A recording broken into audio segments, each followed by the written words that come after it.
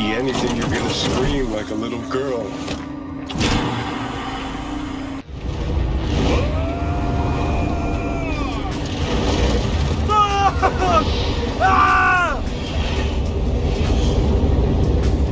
Hello everyone and welcome to my channel. Today I have the pleasure to talk a bit about Cyberpunk 2077 2.0 update and Phantom Liberty expansion. Gameplay, graphics, sound, pricing, story, and at the end a bit about the CDPR switch from Red Engine to Unreal Engine 5, because I see a lot of misconceptions and misinformation floating around. I enjoyed this game from day one when it was released. I was blessed with no groundbreaking bugs and had overall a good experience, minus the annoying things like caps spawning on top of you, the occasional typos and stuff like that. After I put down Phantom Liberty, I strongly believe the game should now be redeemed in the eyes of many of its critics.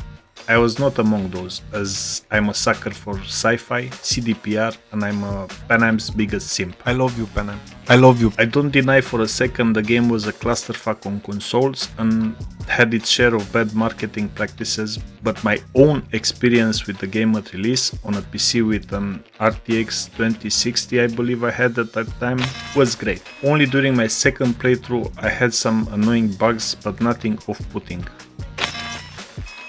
Update 2.0 is now available for free to all players who own the base game of Cyberpunk 2077 on Xbox Series X or S, PS5 and PC. I will list here only the major changes of this update. Police system revamp means the cops will not spawn on top of you from impossible places anymore. And indeed, it's way better than it was at launch. They introduce a pretty cool wanted system too. Vehicle combat got better. You can exploit weak spots of cars while shooting, and even perform quick hacks to make them explode. Cyberware is no longer limitless, and you'll now have to pay attention to your cyberware capacity, which is connected to your level, and from now on, cyberware will be your main source of armor. Perks and skill trees got redesigned, and some new abilities were added. And last but not least, CDPR finally added the highly requested subscribe to my channel menu button. If you skip ahead to Phantom Liberty, you'll start in a new zone called Dogtown. The new district is relatively small in size, but somehow I like the density of things to do per square meter. It feels higher than when I originally played Cyberpunk.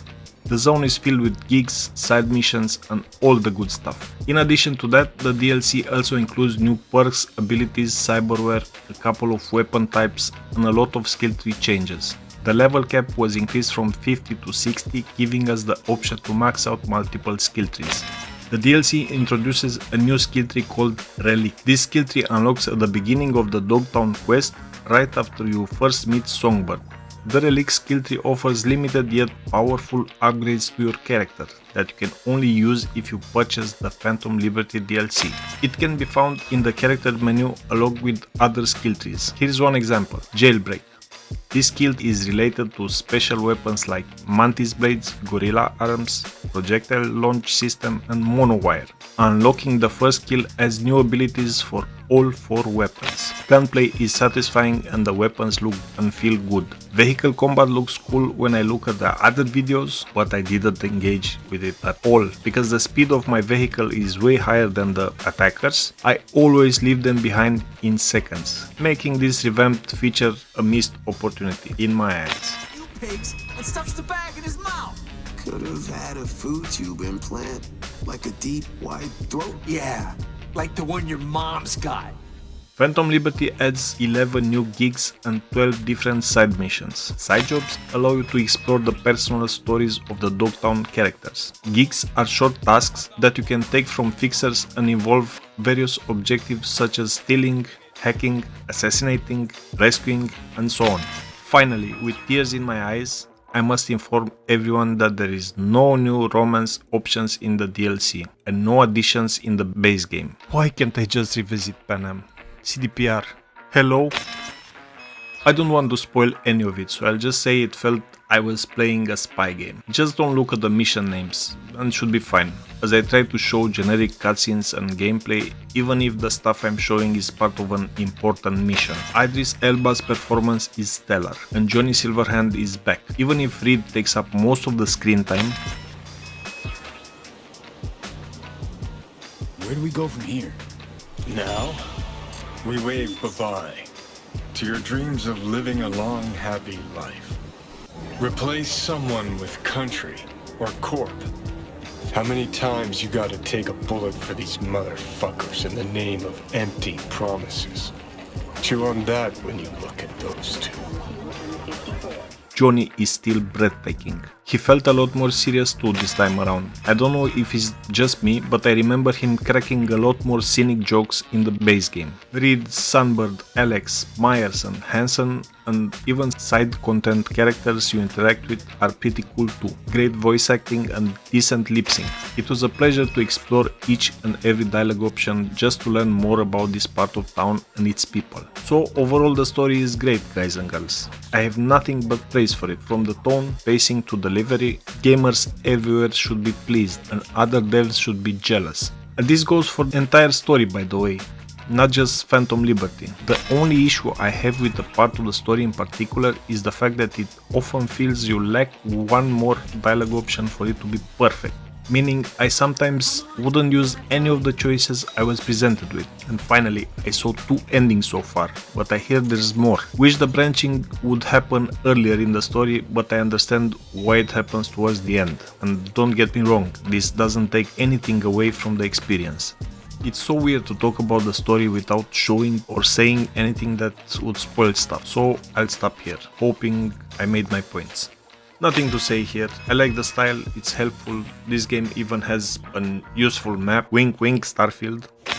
CDPR and Nvidia worked so hard on this game. It shows. It feels like I'm playing Crysis. I must say, since I just made the switch from a 6900 XT AMD video card to a 4090 RTX, the difference is night and day. I got to fool around with my AMD card before the new PC arrived in the 2.0 update, and I must say you should be able to play this with decent FPS and some of the ray tracing options enabled. With everything maxed out but bad tracing, I got in 4040p an average of 48 FPS. Not great, but not the worst. With ray tracing lighting on medium, 51 FPS, and with FSR on balanced, with ray tracing lighting on medium, I got close to 60 FPS. With FSR on performance, I got consistent 60 plus FPS. So I think AMD users will struggle to get 60 plus FPS with good ray tracing settings, but toying around with all the options the game has to offer, you should manage. In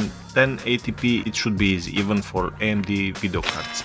The 4090 RTX, however, doesn't give a fuck. With everything maxed out and without the frame generation option enabled, I got consistently around 90 FPS, more or less, depending on the situation. With that feature enabled, it runs around 150 FPS. Ray reconstruction is a great feature of DLSS. We link a very good article on PC Gamer that explains it in detail. I'll just say it denoises the image because in real time you can't just trace every photon that will bounce around in a scene. So current ray tracing methods track a smaller number of photons bouncing off objects in your game, and the resulting image is pretty noisy. Here ray reconstruction kicks in and it does some black magic fuckery, delivering unprecedented quality. For more in-depth explanation, I will link this article here, as it's a good read if you're interested in such things. What more can I say about graphics? The characters look great, the skin seems to reflect and refract light as it should, hair looks phenomenal, or assets use physically based rendering and shading.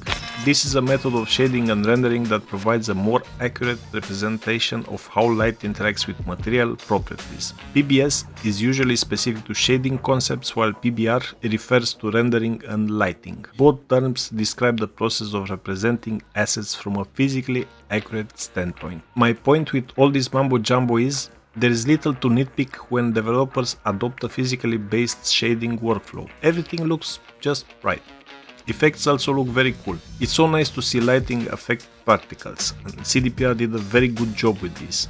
All the above combined deliver top quality graphics, with a consistent art direction all the way. The night city is believable and seems alive. A small note here, Dogtown is overall heavier on the graphic cards, even if you can find more demanding parts in the old town. This is the most demanding scene I could find. Comment below if you know some heavier parts of town. Sound in this game is exquisite, from the environmental and city sounds to browsing the menu and inventory and everything in between. Devs tie everything up, making the world seem alive. A lot of game developers neglect this part of their game, because of money and or talent.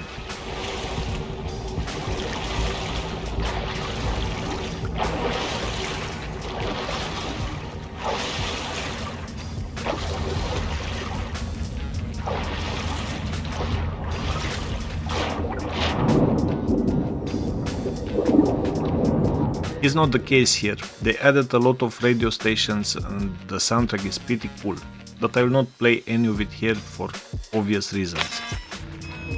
Say what we want, but sounds like they stabbed you in the back, plain and simple. Oh, and V is not a silent protagonist. I love to see this from time to time. This DLC in my opinion is decently priced, giving you 50 to 30 hours of new content, depending on how much side content you do. So for 30 euros or dollars, I think it's worth it.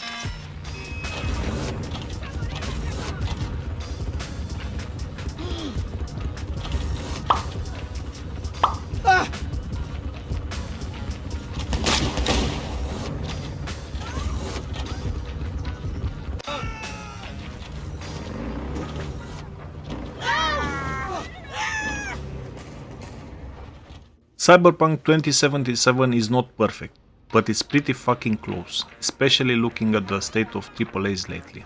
Offering a living, breathing dystopian futuristic world to players to explore at their leisure. I will not beat around the bush, I'll just say this game with the new DLC and version 2.0 enters Red Dead Redemption 2 territory for me, so I give it 9 out of 10. Just because it's in a league of its own. Gameplay is good and fluid, but of course is not perfect. For example, I have no idea why you can just dash in any direction. The AI is still dubious at times. Cops can still be annoying. Even the story had a few bits in Phantom Liberty at least, as I said, when I sometimes felt none of the dialogue options suit me. But overall this is a very good and pleasant experience and I recommend the game to everyone. You know by now that in most of my reviews I give the games 2 scores, trying to explain better who should just buy the game outright and who should do more research. Not in this. This is at least 9 out of 10 for everyone. CDPR redeemed Cyberpunk with 2.0 update and Phantom Liberty, on PC at least. Consoles are another story for other reviewers.